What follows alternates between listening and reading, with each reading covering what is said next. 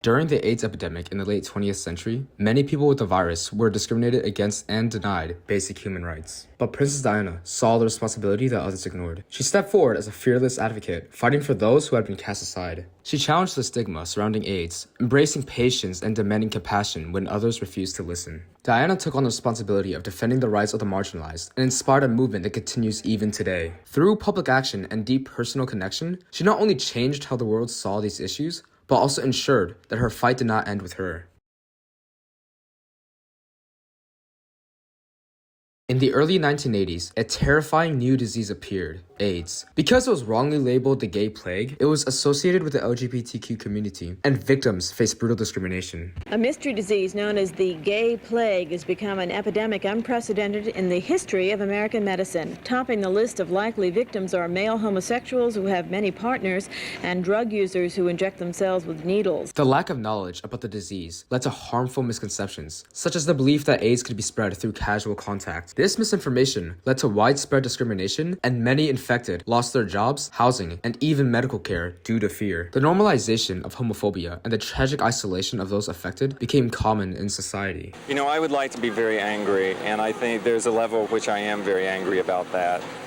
That just because my friends and I are gay, if we are affected by this disease, that no one really cares, that it seems that we deserved it, so let us die. By 1981, AIDS had reached epidemic levels, and the stigma against those infected only worsened. Politicians began taking advantage of the stigma and abused it. For example, politicians like Jim Carter used the stigma and homophobia to attack the LGBTQ community and popularize himself. By encouraging the stigma, the fear of AIDS took a toll on the LGBTQ community's place in society. As more people were detached from society and word of the AIDS epidemic spread, it grabbed the attention of Princess Diana of Wales. Diana often found herself at odds with the royal establishment despite her royal status and popularity. Having experienced isolation and public scrutiny herself, Diana felt a deep empathy for those ostracized by the AIDS stigma. Her compassion for those suffering and willingness to break tradition led her to take on numerous charitable causes. She used her platform to challenge misconceptions and advocate for those affected by the disease, demonstrating a profound sense of compassion and a commitment to breaking down barriers. In April 1987, Princess Diana's dedication to challenging the stigma surrounding AIDS culminated when she visited the Middlesex Hospital in London. There, she opened the first purpose-built AIDS ward, making a pivotal moment in her advocacy. Despite warnings not to physically touch patients, Diana famously said, "Why?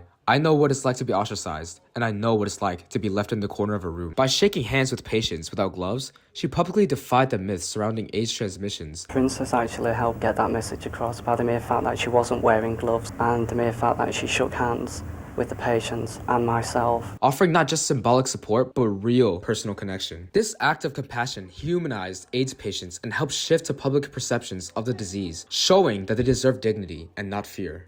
But her compassion didn't just stop in the UK. In 1991, Diana visited Harlem Hospital in New York City, where she comforted children battling AIDS. One of the most iconic images from this visit is of her hugging a young boy, a gesture that captures the world's attention and sent a powerful message. AIDS patients, especially children, were not to be feared or abandoned. Diana's embrace wasn't just a physical gesture, it was a symbol of the fight against misinformation, stigma, and isolation that had plagued AIDS patients. That same year, she traveled to Costa de Esperanza and São Paulo Hospice for abandoned children with AIDS, where her visit highlighted the plight of those affected in the most impoverished conditions. Diana's presence at these homes were more than ceremonial. It was deeply personal. She gave these children the one thing many had been denied: dignity and visibility. At the time, there was widespread fear and misinformation and ignorance surrounding AIDS, which only increased the discrimination against those living with the disease. Diana's decision to publicly engage with people living with AIDS not only helped humanize them in the eyes of the public, but also helped reshape how governments and organizations worldwide approached the crisis. Her outreach helped raise awareness and led to practical changes in healthcare funding and policy worldwide. In 1991, the World Health Organization and UNAIDS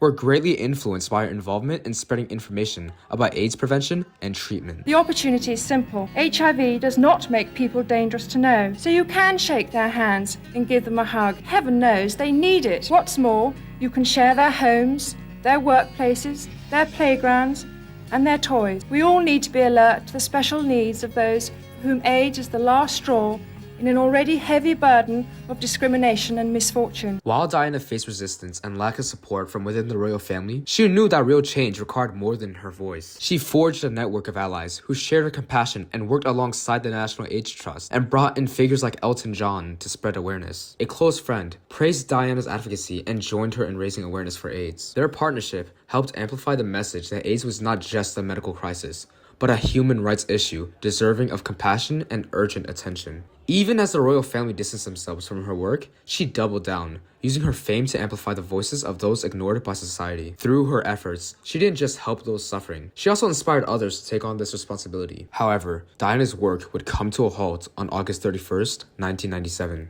On that day, an unfortunate car accident occurred, which ended with the tragic death of our beloved Princess Diana. But Diana's impact extended far beyond her lifetime. Her tireless efforts to destigmatize AIDS and promote compassion left a lasting legacy, earning her the title of the People's Princess. Her work would later be continued through her son, Prince Harry, and other supporters. Prince Harry in particular has taken up his mother's mantle in advocating for AIDS awareness. When my mother held the hand of a man dying of AIDS in an East London hospital, no one would have imagined that just over a quarter of a century later, treatment would exist that could see HIV-positive people live full, healthy, loving lives. In 2006, Harry launched the Centerbell Foundation, which helps children and young people affected by AIDS in Southern Africa, an area where the epidemic remains one of the most severe. His commitment to the cause is evident, notably after he publicly underwent an AIDS test in 2016 to combat the stigma surrounding the disease and encourage others to get tested. Another significant figure who has continued Diana's work is Elton John. In 1992, shortly after Diana's death,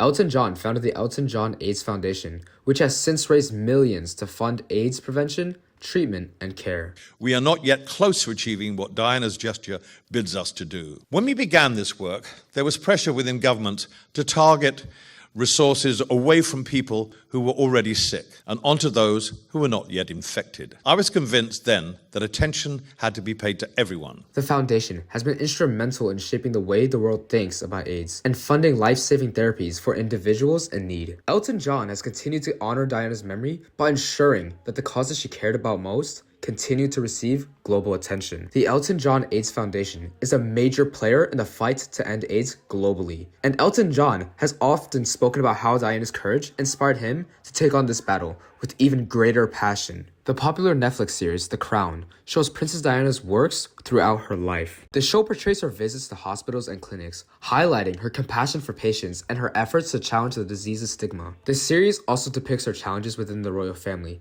emphasizing her courage and determination to use her platform for good. Along with the show, a play called Casey and Diana is a tribute to Diana's visits to Toronto's Casey House. The drama emphasizes her actions of sympathy, where the stigma had shattered the mental state of patients in the Casey House. This displays her experience, the issues she challenges, and allows the current generation to embrace this sense of unity and passion. Diana has provided significant values to the research and overview of AIDS, as raising awareness of the disease brought forward new discoveries to be made. The public began to encourage less discrimination of those with AIDS and turned to educating views of reducing the spread via protection.